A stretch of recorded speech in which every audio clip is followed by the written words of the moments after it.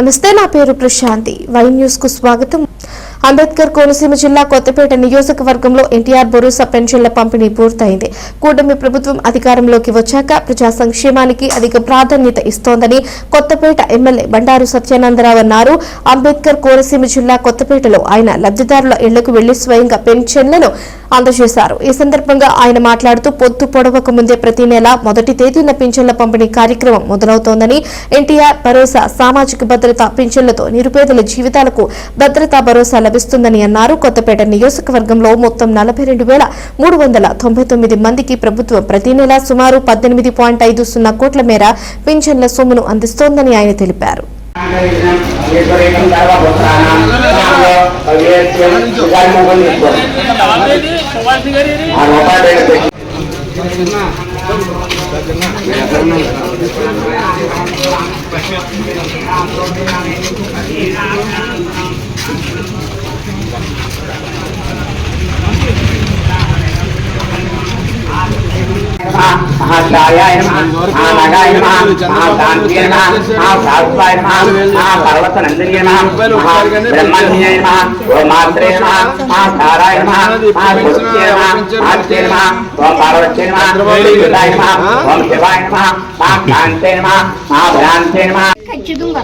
ఎంత వస్తుంది?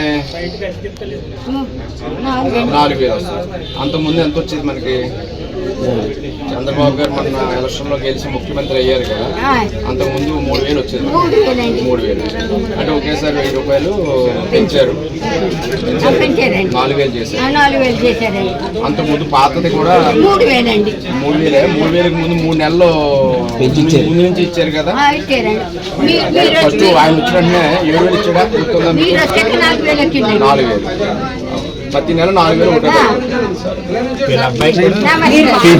నియోజకవర్గంలో పేద వర్గాల వారికి ఎన్డీఏ కూటమి ప్రభుత్వం చంద్రబాబు నాయుడు గారు, పవన్ కళ్యాణ్ గారు, మోడీ గారి నాయకత్వంలో పేద వర్గాలకు ఆలంబనగా ఉండాలని ప్రభుత్వం వచ్చిన వెంటనే మరి పెన్షన్ పెంపుదల చేయటం, అది పేద వర్గాలందరూ కూడా 63 లక్షల మంది పేద వర్గాలకి ప్రతి నెల 1వ తేదీన పెన్షన్ అందివ్వటం, గతంలో 3,000 రూపాయలు ఉన్న పెన్షన్ 4,000 రూపాయలు చేయటం, గతంలో మరి దివ్యాంగులకు 3,000 ఉన్న పెన్షన్ 6,000 రూపాయలు చేయటం, 5,000, 10,000, 15,000 రూపాయలు చెప్పిన వివిధ రకాల వ్యాధుల వారికి కూడా పెన్షన్లు పెంపుదల చేయటం, అవి అందరికీ కూడా అందివ్వడం, చాలా ప్రజానికం అంతా కూడా పెన్షన్దారులందరూ కూడా ఎంతో సంతృప్తిని మరి యొక్క కూటమి ప్రభుత్వం పట్ల వారి యొక్క అభిమానాన్ని తెలియజేసుకుంటూ ఉన్నారు. ప్రతి నెల 1వ తేదీన మేము పెన్షన్ పంపిణీ చేయడానికి ఏదో ఒక గ్రామం ఏదో పక్కకి వెళ్ళడం జరుగుతూ ఉంది. అక్కడ పేద వర్గాల్లో ఆనందాన్ని చూస్తూ ఉన్నాం.